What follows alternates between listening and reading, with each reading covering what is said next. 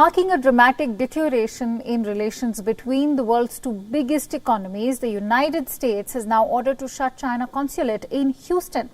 A fire was spotted on the Houston consulate's grounds where the consulate employees were seen burning documents, following which the Trump administration ordered closure for the Chinese consulate in Houston, Texas, over allegations of spying, claiming that China recently escalated its theft of intellectual property. According to the US State Department, the move is in order to protect American intellectual property and Americans' private information. President Trump has now said that it was always possible he would order the closure of more Chinese consulates in the United States.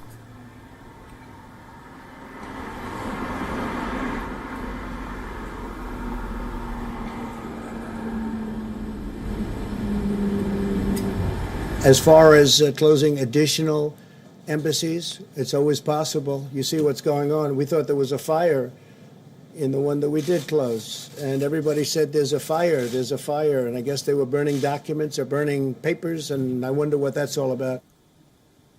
Meanwhile, the Chinese Foreign Ministry spokesman Wang Wenbin has called the move a political provocation. 近期出台的一系列含金量高。 7月21日，美方突然要求中方关闭驻休斯敦总领馆，这是美方单方面对中方发起的政治挑衅，严重违反国际法和国际关系基本准则，严重违反中美领事条约的有关规定。 Now, as per the latest developments, China is considering ordering the closure of the US consulate in the central city of Wuhan.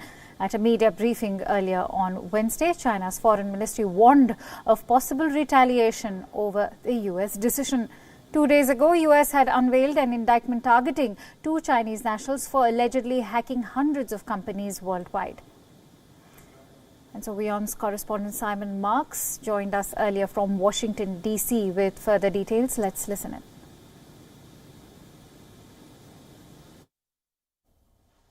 Yeah, absolutely. Look, I mean, every single day, the relationship between Washington and Beijing goes from bad to worse. There's a new development like this every single day. Tomorrow, here in the United States, Mike Pompeo, the Secretary of State, will be making a speech at the Richard Nixon Library in California, focused on China. There's an irony to that, because Richard Nixon was the man, of course, who opened the United States up to a relationship with the very Chinese Communist Party that Mike Pompeo now excoriates every time he speaks. And I think it's highly likely that when he makes that speech in California at the Nixon Library, Mike Pompeo is going to say it's time for another page to turn in the historic relationship with China. Nixon opened one new chapter. The Trump administration is now opening a very different chapter in the bilateral relationship between Washington and Beijing. And I think we're going to hear the Secretary of State argue that this is a new inflection point